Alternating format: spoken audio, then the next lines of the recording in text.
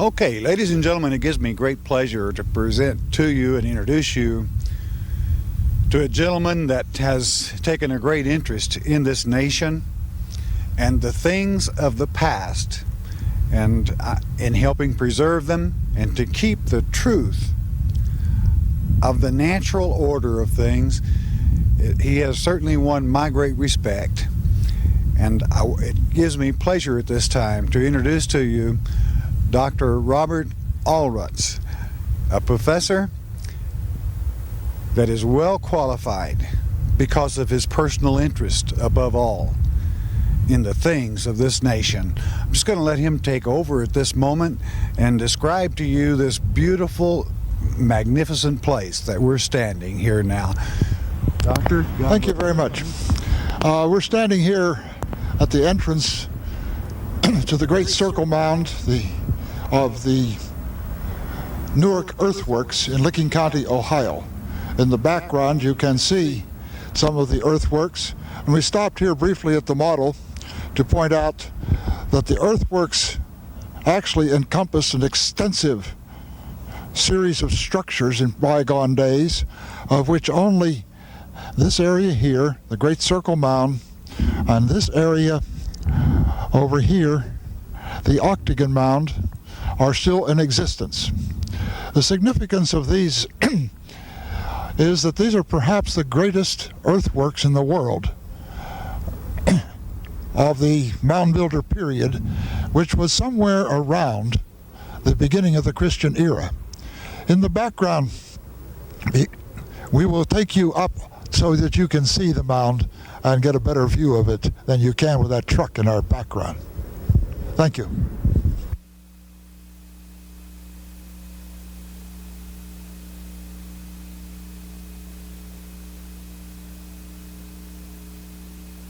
Okay, we're standing now up on the embankment of Great Circle Mound, right near it. In fact, this area here is called one of the gateways to it. You can look across over there. You can see where the man is walking with his little dog. You can see the ditch from which they dug the dirt and piled it up. And this was probably done by baskets, from what evidences we can find in some of these mounds. Once in a while you'll find a basket as if somebody said, "I've had enough," and walked off and left it there. But one can imagine, as you panoramic around to your left, all the way around, this is about, they tell me, about 1 mile around.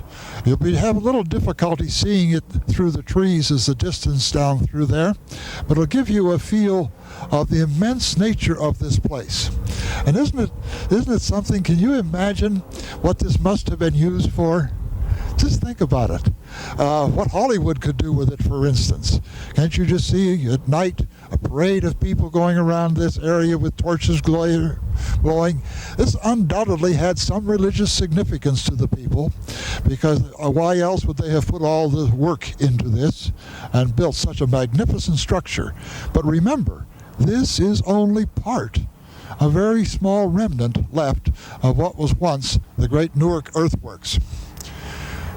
This was not used for burial. This is ceremonial. Whether there are any burial associated with it, none have ever been found. In the center back there, you can see a bit of a rise, so-called bird mound, eagle mound. That has been excavated in part, and nothing was found within it, so it's not a burial mound.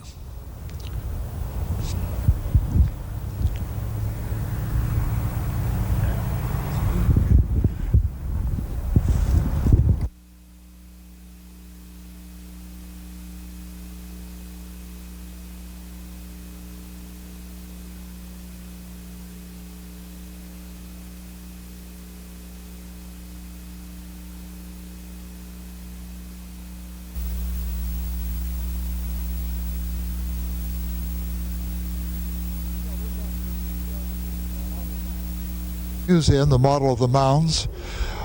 We have been up right on this knob right here, which is part of the gateway, and had attempted to photograph the Eagle Mound here in the center. As I mentioned, this is approximately 1 mile around. The other mound which we have is over here. This is the octagon mound, as you can see by its shape, with an associated circle mound with it, and a series of structures indicated here, which at the time of the discovery of the Keystone were called caches, or burial pits. And it was in one of these, this one, possibly this one here, that David Wyrick, together with his son, opened up the whole question of the Newark Holy Stones, because it was there that they uncovered the yellow keystone containing Hebrew characters on its 4 sides.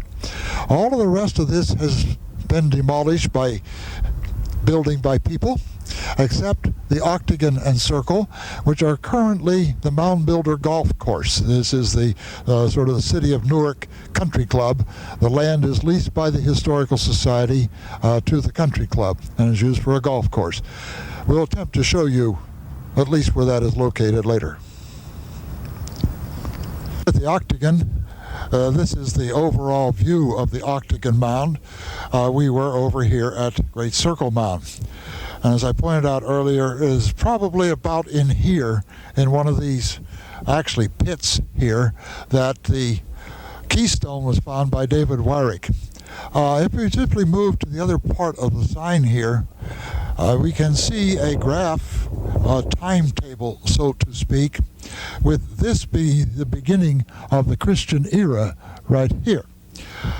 The Adena period, Adena and Hopewell period, is this era right along in here when all of these mounds were built. Obviously, you can see that there were people here prior to that. These are the Paleo and the Archaic and the so-called Glacial Came. These are people who built in glacial mounds that were deposited. But the period we're interested in is about 1000 BC to 700 AD. We really don't have definitiveness. Actually, this area in which we are was apparently not a great village site. We're having trouble finding anything in the way of remains of towns and so on. There's a few. We're just getting started on that. But this is the famous earthwork site.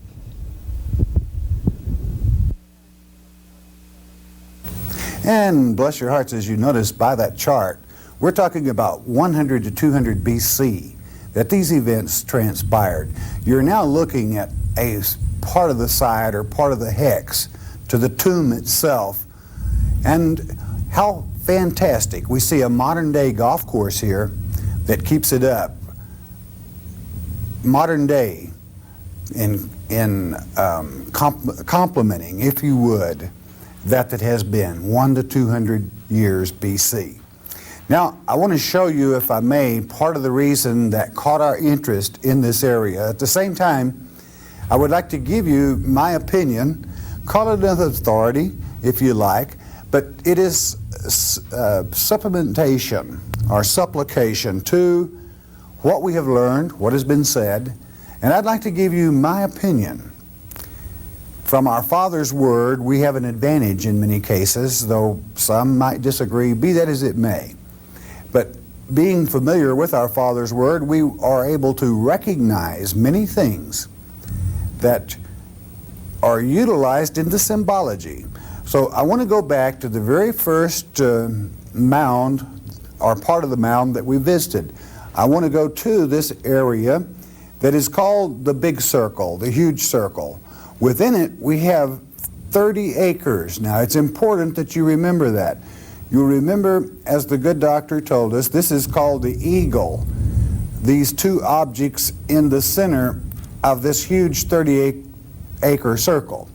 Now, whether they call them the eagle, and I'm sure if there is ever a dig at this place, it will document what I'm saying. These two are symbolic of the egg and the sperm. That is to say, the seed of man and the egg of woman, and this is a womb. I wish you to note that the opening is very near the opening of a cervix. And then from this, it enters a birth canal from the womb. Understand, this opens directly into the spring equinox, which is a sign of fertility. Now, these things don't happen by accident, dear one. Someone was a teacher. I feel they used this method of teaching to teach life itself. Let's follow that life as we leave the womb through the cervix. Now, this is 1 mile across an actual area. Think of the number of people and the beauty, if you would, in which it is placed in its position. From the cervix into the birth canal, and then square is always the earth, north, east, south, and those things that represent the peoples of the earth. And then from the earth you enter into the circle of life, the great, great circle of life, flowing with the opening of the spring equinox. And many times sickness will befall one, and we see this road that almost heads for what is the tomb. Here, almost to that road that heads for the tomb, but whether it be by accident or sickness, we return again to that great circle of life. But inasmuch as all must at one time or the other that inhabit this earth, we do make that great trip to the tomb. Now, this is the pyramid, if you would, of stone, which unfortunately not available any longer because 15,000 wagon loads of stones were hauled from this spot. You will notice also that there are 30 acres within this circle. As there were 30 acres in the womb that gave birth, then that holds 30 acres die. I'm using that, you could use a number, but be that as it may, I'll give you a number in a moment. But now, this is one of the tombs in which the Holy Stone was found. The leaders were buried in this general area. It was here that our gentleman discovered the Holy Stone. But with this being the tomb and of death, now hold on to your hats.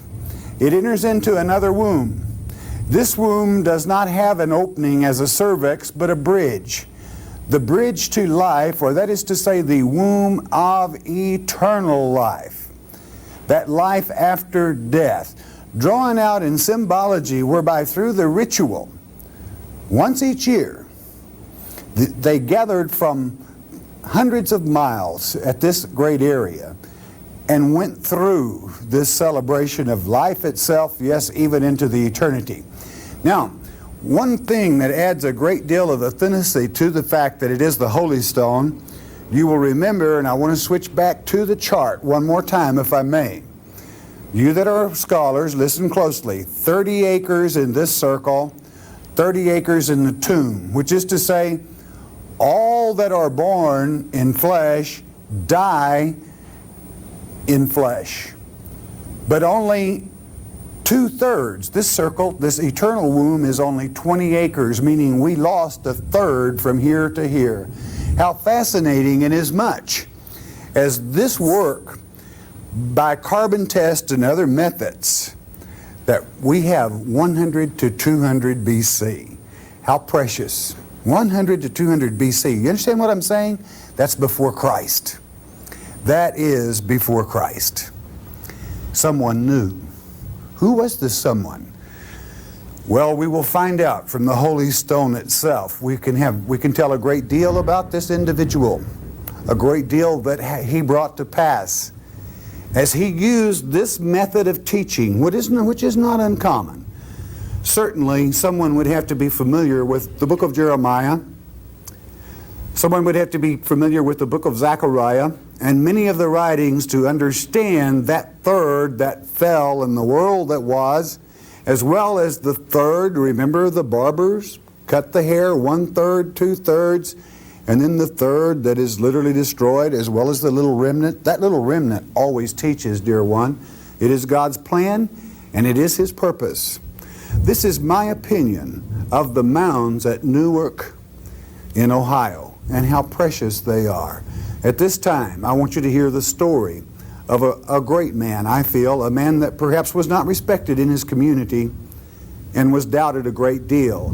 If this document accomplishes any one thing other than teaching you concerning America before Christ, I hope that we can do it as a monument to this man that spent so much of his life, which brought nothing but sorrow, as he tried to teach these things and show the authenticity of the Mound people of Newark, Ohio, that we can honor him in doing that and certainly thank him for that he has presented for us. Now, bless your hearts, I want you to hear the story from Dr. Ulrich about this particular man. I think you'll enjoy it. I think it'll fascinate you. Well, ladies and gentlemen, again, it gives me great pleasure to be here with this gentleman that I have found certainly to be an interesting person simply in his thoughts and in the preservation, in his background knowledge of this area as well as many other areas. And I just want him to take the liberty to share some of his thoughts and in the discoveries that he has made in following this thought through. So again, it gives me great pleasure to present to you Dr. Robert Ulrich. Thank you. I gather if you were with us here now, you would see that I am not an archaeologist. I am a biologist, a field biologist. And I got into this subject doing some research as an ecologist on a local site here in Licking County, Ohio. And one of the ways of doing that is you go back and study the history of the place as best you can. And in doing so, I kept running into some references to some finds related to the mound builders of Licking County, to references to some things called holy stones. And as I kept reading these in different books and writings, I kept finding confusing points. I wasn't sure what they were talking about. And at one of my meetings with some local people, somebody said to me, "Did you know that those stones are at Coshocton, Ohio, in the museum?" No, I didn't. So I said to my wife one summer day, "Let's go off up to Coshocton, take a trip, and we'll find those stones. I'll take some pictures of them." And in the process of doing that, the curator at the museum said, "Would you like to see the folder about the stones?" I said, "Well, sure, why not?" Lo and behold, I got hooked. Wow. Because in the folder were 17 letters written in the 1860s to people associated with this find. And that sort of hooked me. I said to my wife on the way home, "I'm going to knock off being a biologist for 1 year and become a historian and do a history of the finds of the Newark Holy Stones." Now, of course, as everything else, you never guess the time right. It took me 5 years. But in the process, it turned out to be a very fascinating thing. This goes back to the period of 1860, when, of course, this was close to being colonial countryside at that time. And there was a character, I don't know what else to call him, by the name of David Wyrick, who lived in Newark, Ohio.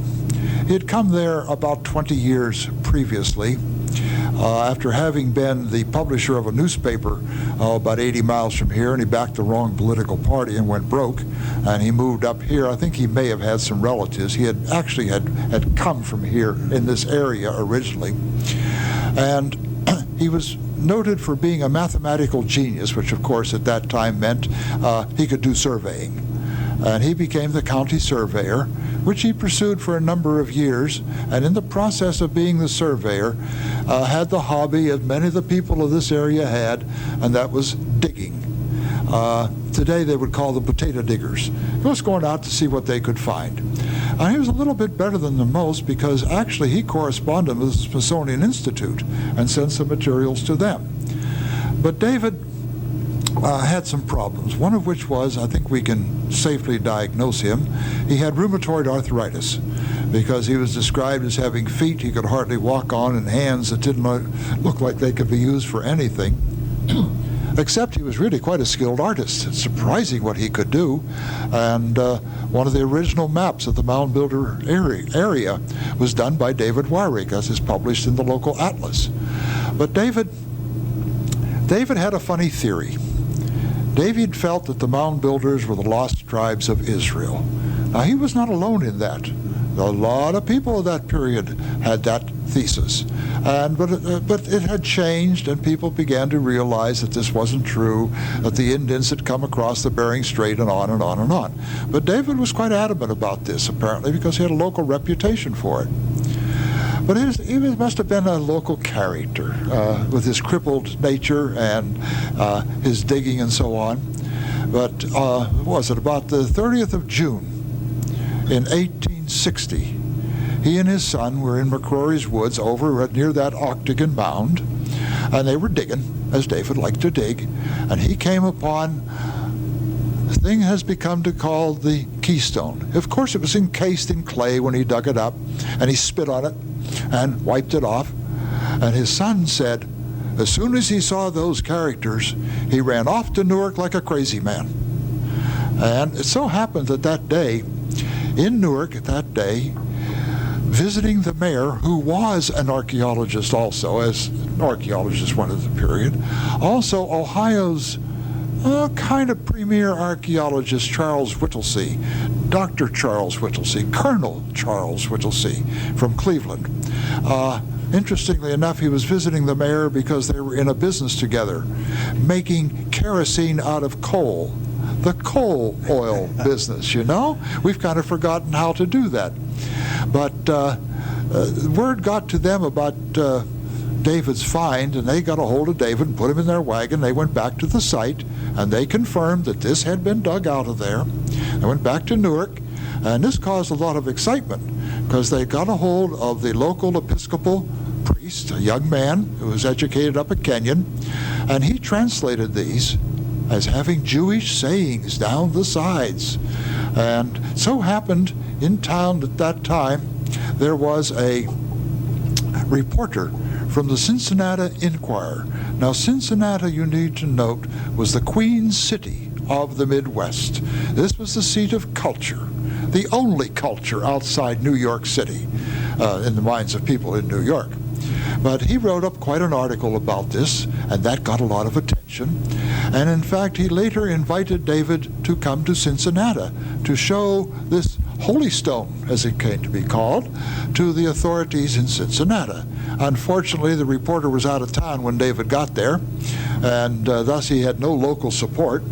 And the local authorities, one was David Wise, the founder of Reformed Judaism in America. He examined it, snorted, that's modern characters. The other one was a sculptor by the name of Jones, famous in Ohio because he sculptured the bust of Lincoln that stands in our Capitol building. And he looked at it, he called it a Dornick, which is a slang term for a fake type of thing. Jones happens to be buried right outside of Granville here. So David didn't do very well. He didn't even get any money, and he lamented when he got home he spent the only $19 he had for the trip. But he did run into, I think, he ran into a archaeologist by the name of Dr. Unzicker, because Dr. Unzicker visited him later that summer, I'm quite convinced. And they went out south of Newark, south of the Great Circle Mound, to a place called the Great Stone Mound. Now, this was a pile of rocks up on the top of a hill near the National Pike. That was the Cumberland Road from Cumberland, Maryland to Springfield, Illinois, the first turnpike in America. Yeah. And it was right near that. And this is actually how I got into this stone business, because over at Buckeye Lake, a reservoir for the canal system, they discovered they needed rocks to rip-rap the dike. Somebody remembered the Great Stone Mound. They hauled from there between 10 and 15,000 wagon loads of stone. That's cubic yards of stone. And in the process removed the only large stone mound known in America. But in the process they uncovered some earthen mounds that were underneath the Great Stone Mound. Unzicker and David Wyrick went there and investigated, to discover that about 10 years previously, the local farmers had dug a mound, and in it had found a coffin, a wooden, hollowed out of a log, containing a skeleton. Now, why they didn't do more, I don't know. But when David got there, they removed the lid off the coffin, And he wrote about what the skeleton looked like. And there was cloth with it, there was still hair, and there were copper rings as bracelets and so on. And he brought the coffin lid back to Newark. But his reputation was such by then that the local kids beset upon him and tried to get the lid away from him. They wanted to chop it up and make souvenirs out of it. Interestingly enough, a souvenir was made of it later, the gavel for the president of the Historical Society. How I'd love to find that gavel for radiocarbon dating. But anyway, in November, David and a local party went back to the Great Stone Mound to get underneath where the coffin had been. They discovered a clay basin. Now, one of the members of the party was a dentist, and he said the clay was fine enough to make dental impressions. And David was down in this hole digging, and he struck something, and he used his shovel to pry it up. And lo and behold, here was a carved stone box. And the dentist said he jumped out of the hole 12 feet, screaming, "Look what I found!" They decided, they examined it carefully. It was a box made of two parts. But they wouldn't open that till they got back to Newark, so everybody could see it. And one of the men says, "Well, look, there's a hole in the end." And he blew in the hole, and it fell open, and out came the Decalogue stone. This was a black stone. Now, this is a plaster cast of it, and it is painted black. It doesn't look quite like the stone because of the shine that this has. But they hurried back to Newark and got a hold of their Episcopal priest again, and lo and behold, here on the surface is a carved figure, masculine looking but with a dress, so people interpret it as being a priest, above whose head in Hebrew is the word Moses. And all over the surface of the stone are Hebrew characters on every surface, which have been translated now repeatedly, as the Ten Commandments. Not in perfect Hebrew, not without mistakes, and so on. Now, one of the interesting things this doesn't show, you'll notice there's a handle on the bottom. The handle was broken off in this delicately carved stone box. I don't have a model of the box, it costs too much. But the broken handle is interesting, because in the tradition of the mound builders, if you were burying something, it had to be dead. So you broke it to indicate its death. Was that true of this? We do not know. This stirred up another furor. In fact, David was by this time suffering, because by then he had heard about an article written in New York and published in Harper's Weekly declaring this stone an absolute fraud and David the perpetuator of the fraud. This is written by some reporter in New York who didn't know David, didn't know anything about it, but nothing out of the West could ever be good because it wasn't New York. So David wrote a little paper to try and refute this. And I think when he was in Cincinnati, he bought a Jewish Bible to try and do his own translation, because the story sort of disappears at this point. Now we're talking about the period of 1860. The letters that I found in the museum were replies to David from a man in New York who was the president of the Ethnological Society, putting David off, because David was bankrupt. There was no Social Security. He could no longer work. How was he going to live? And he was trying to sell the stones to the Ethnological Society or to anybody in New York. But this was the period of the uproar relative to the Civil War, and he couldn't find a buyer. We don't know what happened, but we do know that in 1864, on April the 15th, David, who had been taking laudanum, which was over-the-counter medicine, opium if you will, for his rheumatoid arthritis, David took an overdose of laudanum and committed suicide. That was also 2 days or 3 days after he had received notice of the sheriff's sale of his property. He was bankrupt. We don't really know what happened then. David was buried in a cemetery in Newark. But in 1867, the man who had somehow bought these stones, we don't know when or how, whether David sold them to him or whether it was part of his estate or what, who was a collector, bought them, came back to Newark and made a dig at the Great Stone Mound site in another mound and found yet another stone with possibly Hebrew on it. I have not had that translated. In addition, in 1865 there had been a dig and 2 more stones were found east of Newark in a mound, one of which was about the size of a hen's egg, face, skull, head, across the forehead of which were Hebrew characters saying something about untimely death. It could be translated a number of ways. And the other one is a weird little stone about 3.5 inches, more or less triangular, containing an animal image with Hebrew characters, and also some characters that look perhaps like mound builder things, the arrow, the turkey track that you find in some of those carvings. Those have never been translated. I know of them only as photographs that the local photographer had made of them somewhere in 1865, and I stumbled upon these. So the story is an interesting one, you know. David was declared a fraud.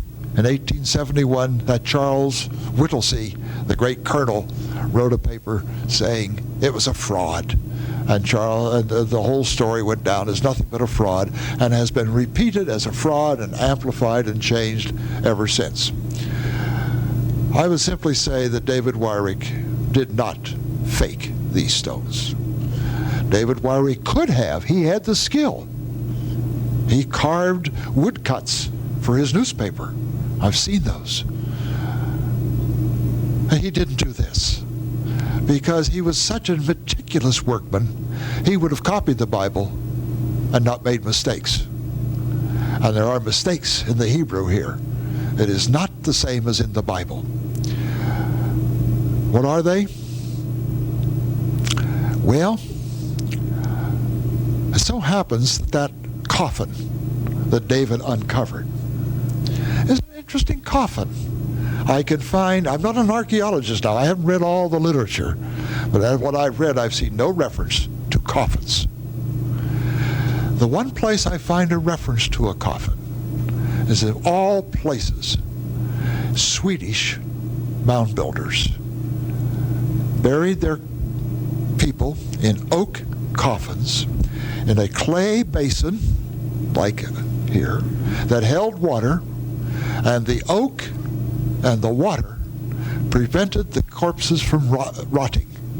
They were so well preserved, the brains were still intact. Wow.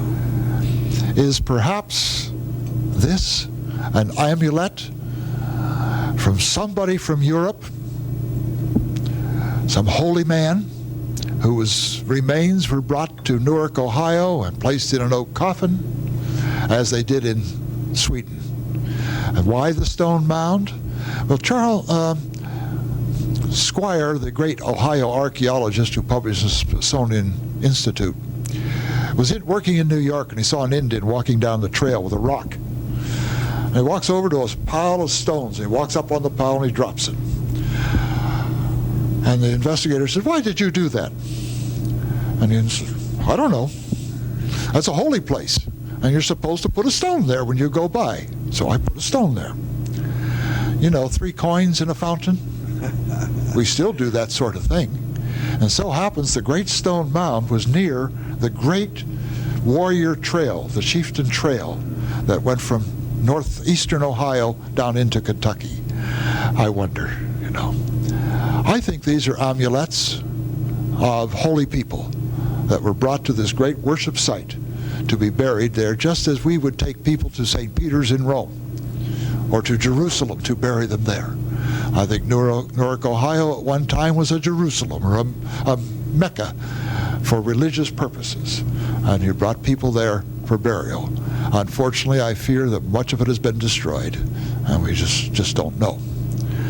But at least we got the holy stones.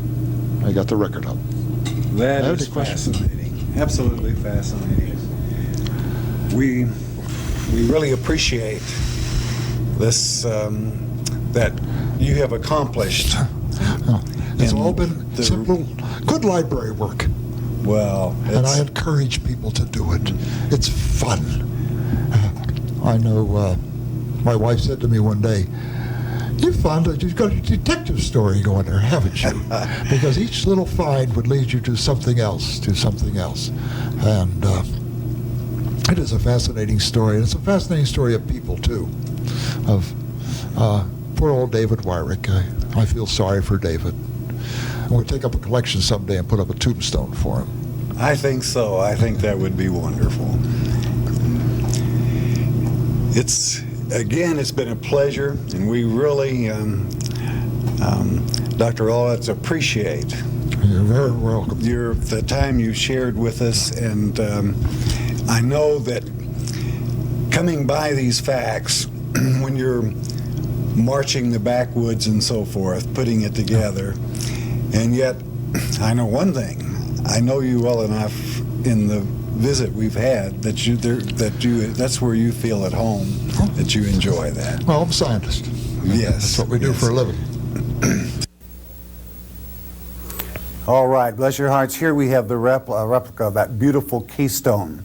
That stone, rather, the holy stone, that is to say, that stone with those Hebrew letters upon them, those letters that caused a man a great deal of problems in his life. Why? There was one rabbi that originally observed this from the beginning of Wyrick's interest in these beautiful mounds here at Newark. And he was an honest man. After that, I cannot speak that strongly or that kind to the rabbis that advised or gave opinions, for they simply, as you will discover in the footnotes to this, in Cincinnati, as this man was led there, lied about him. Outright, bald-faced lied. Why? They did not wish that the 10 tribes have recognition in this nation. Well, it's here, and there's nothing they can do about it. This documentary is done in memory, in part, for this one Wyrick that gave his life, you might as well say, researching this. Now, had there been a scholar available at the time, they could have documented readily, inasmuch as they found an old Hebrew Bible in Wyrick's home. You would not find the Aramaic, the Syriac, the Paleo-Hebrew, ancient alphabets in that Bible, only the modern. Therefore, documenting the authenticity of this stone. And I wish to, if I may, draw attention to I'm going to use 2 letters that are not modern Hebrew, but are ancient rather, and would have saved this man's life, because it would have brought to him the respect that should have been born for him and to him through this great work of his in these mounds at Newark. One of the letters, I don't intend to go into the Hebrew to make it complicated, but I simply want to show you the case of 2 letters. One is an L. Now, had he taken this is our L. This is not modern Hebrew. This is Paleo-Hebrew, ancient Hebrew. That's why the first rabbi, in part, agreed that this was authentic. Because any man that has studied languages knows that a man that had no knowledge whatsoever of those languages could have picked up on Paleo-Hebrew, on Aramaic, Syriac, or Chaldee, whichever you wish to call it, even used by on Crete. Another letter I'm going to show you. This letter would be, in the English, our TS sound. It's called Tadi in the Hebrew tongue. The letter that we find on the Holy Stone is shaped thusly. Now, in other words, this is the way the letter is drawn on the holy stone. When were it to be in modern Hebrew, it would be like so, all right? This would be modern Hebrew. Now, David Deal, who has a paper on this particular works, he believes that in part, or at least I think he does, that it was Philo Hebrew, which is to say, like so. Now, and I certainly respect his opinion. We can see or could account how in one's mind, if he used Philo here, he had some working knowledge of it. That's to say, the person that chiseled or formed this stone. But I think our dating, as I stated, you can tell a great deal about a man, where his travels are, by the letters he uses. Now, if I may, and I wish for you to bear with me, I'm going to draw you this same letter. I'm going to do it in the Babylonian, with the Babylonian alphabet. It's very much like our common, very common M. Is the Babylonian or the Chaldee Sade. Now, in a man's travels, and bear in mind at 1 and 200 BC, they didn't carry around little pamphlets with the alphabet inscribed thereon. You would had to have carried the entire Bible in stone, and that would have been quite a load to pack. So you had to carry it up here. And in travels, things can become a little confused. I contend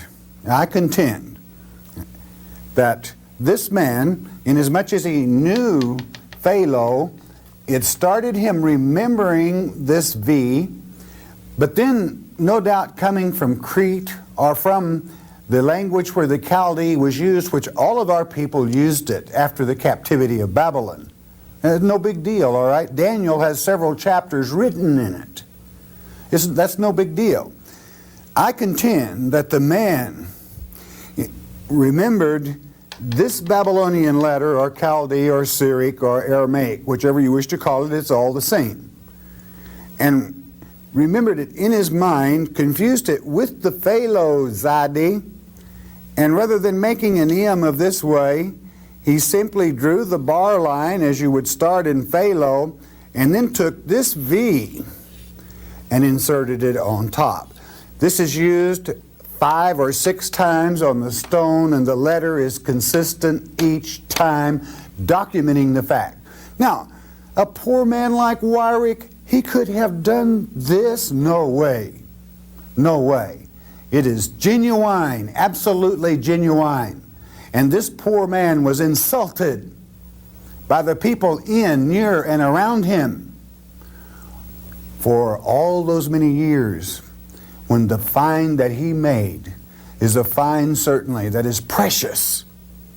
Number one, the story that is told by the huge womb, the birth of life into the flesh, the travels in the life circle itself as we travel, each of us, through this flesh age, that long passageway, much as the pyramid within the pyramid itself, that goes to the tomb, the old pyramid here in Newark, that has now been hauled away.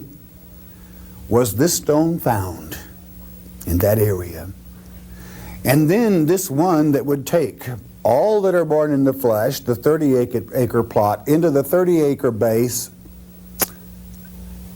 and then into a 20-acre eternal womb without a cervix, but yet a bridge into that life eternal.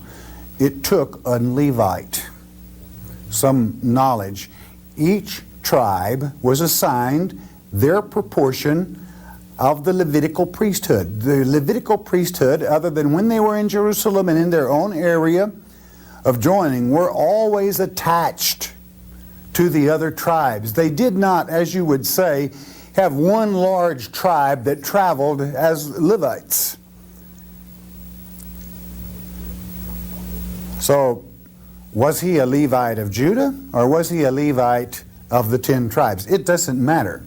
It's obvious that it was a man of God that knew and understood the Scriptures. And he wrote, if you would, those 10 commandments on this stone because he honored our Father.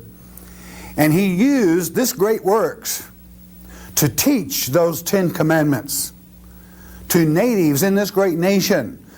Could they have been natives even from gathering from all over the country on a waterway? That was a highway of that time. How interesting. I think we've only scratched the surface. Could they have come from the Yucatan Peninsula even in part, some of them, at an earlier time when a people disappeared? Well, a lot of work need be done and a lot of travel. I find it fascinating, and I find it the true definition and explanation of the great mounds. How I wish that Wyrick himself could be living at this day and at this time to enjoy the knowledge that his sweat and his labor in digging day after day, and then being promised by certain people if he would bring the stone to a place, he borrows $25 to make a trip to Cincinnati. And what does he find in Cincinnati? Ridicule from a man with a poisoned tongue. And that $25 in, what was it, 1864, somewhere along in there, between the 64 and 70s, $25, my friend, was a great deal of money. It caused him to lose his property. So his quest for truth and his work brought him sadness. But may you, dear friend, at the price that was paid for it, enjoy the knowledge that we gain from this great works by a civilization before Christ. My dear friend, you are there. The atlas drawing of the entrance to the mound with the eagle mound in the background back there.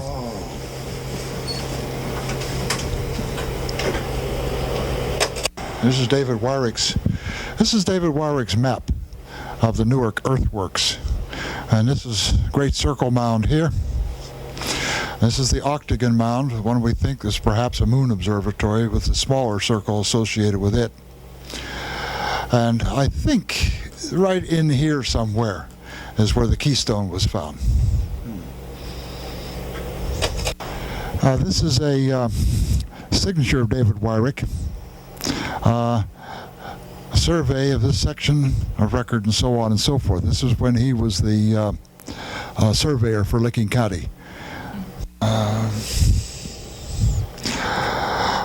don't know whether you want this or not, but you notice here this is a James M. McCrory Woods. This is where David found the keystone, was in this area here. This map, you notice, does not show the mounds, because they didn't care about the mounds at that period of time. That was just something in the way. You know, they couldn't build as well because the mound was there. You had to flatten it off first. Again, David's map, and the arrow I have added based upon the manuscript of that map, which I found up at the Western Reserve Historical Society. So I think we're pretty certain as to where David found the keystone.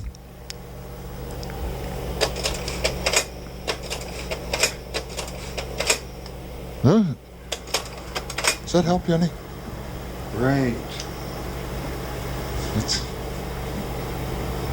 And this is the keystone itself, right? Pictures you've taken. can't hear you. These are pictures you've taken. Yeah, I took pictures of the stone. I copy things.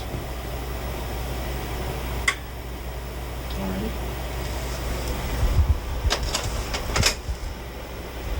It doesn't show up very well there, but you can see some there. Okay.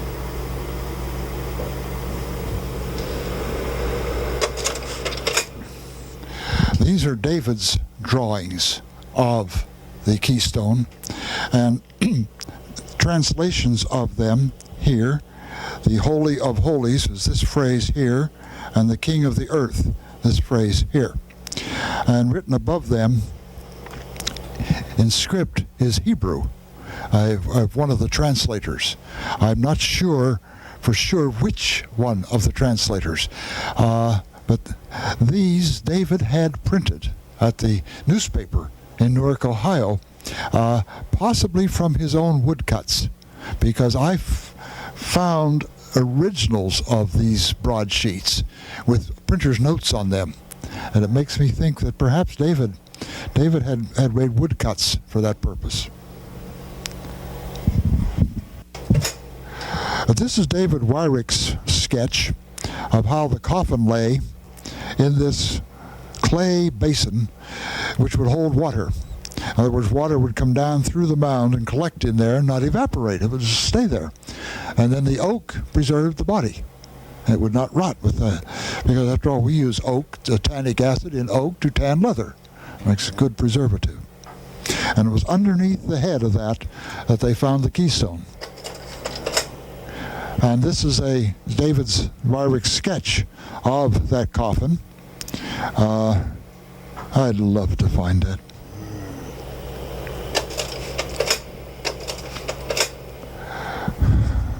That help you any? Yes. Now this is a Decalogue stone, and you can see on this quite clearly. Yeah. This is the original, by the way. This is not a cast. This is where it was glued back together when the handle was broken off. It doesn't show the fact that it is a handle too well, because you just have a black space there. Alrighty. Okay? And I think the inverse is there. Shows the other. This is a very fine-grained sandstone.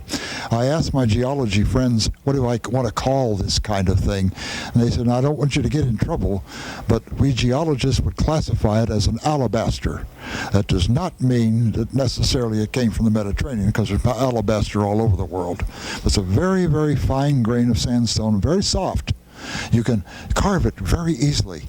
And interestingly enough, this was carved by vertical precision, pushing something sharp down into the stone. And so it's made up of little holes. The keystone, on the other hand, very clearly is scraped in. So they're not carved the same way, which also makes me feel that David didn't do them both.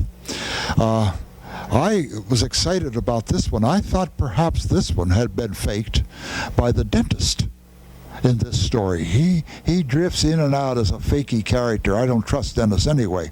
And I think he is responsible for declaring David the faker. I think he is the one.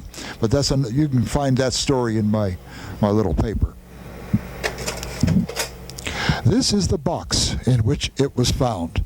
Notice how it is carved to hold it, and here's that raised portion on the stone. Now these cracks resulted from the fact that the stone was shipped to New York in the box, and in the shipment process got broken. I'm not sure whether it was on the way to or on the way from New York, but it got broken and was patched. Now one of the things that intrigues me about it, notice these grooves right here that match grooves in the lid of the box. Why? What were those grooves for? Did they perhaps have slivers in them to hold the box together? Also, here are little holes here, but I don't find them up here. And this groove also goes that way. So there's some little inconsistencies in it. Also, down here, perforated out of the box, is about a 1/4 of an inch hole. And I don't know the reason for that. This little bit you see right here, and there's just a touch of it elsewhere. David described this thing as being bronzed. We don't know. Is that what he meant? Treated in some way that had a metallic sheen to it. You can't have this stuff analyzed without destroying it. So we're stuck with guesswork. Oh yes, this is a picture from the mound builders of Denmark. There's the coffin with corpses in it. with a corpse. This is the inscribed head. It was about the size of a chicken's egg. It was found in a mound on the Wilson Farm east of Newark. And this has been translated variously. If you are a Mormon, you translate it, "I am a neophyte," because that is a significant term in Mormon beliefs. Others translate that, "I'm a newborn, I'm an unfortunate death." It just depends on how you translate it. And I am not an authority in Hebrew. This is how I found it. And see here, an unnatural death, one who degrades himself and falls thereby, a man who falls, and so on and so forth. Remember, these were found after David Wyrick committed suicide. And there was no way that he could have buried them where they were. All right, we want to thank Dr. Ulrich for his participation in this, the time in his life that he took out. 5 years, intended only one. Being a biologist, that's strange, but I think God directs people. We thank him for that. We thank David Dill as well, that he would have an interest. This interest that let the knowledge become available to us, and then with our knowledge of the Word to come to this point. We also want to appreciate our dear transportation. That is to say, old Panther, that Panther Angel, that the footage you're about to see was taken as we were rolling from Newark Heath Airport. As we rose up over those great mounds, you'll be seeing a view of them, and then at about 230 miles an hour with a nice little help from the tailwind, Panther Angel carried us home. We thank the company that had a great deal in our receiving this plane, and we thank our Father for the tools to do His work. America before Christ, dear ones, letting us know that His Word is true, and that there were teachers that sacrificed far beyond what we're aware of. We thank God for the privilege that together that we can enjoy these things that were America before Christ. And dear one, you know what? You are there.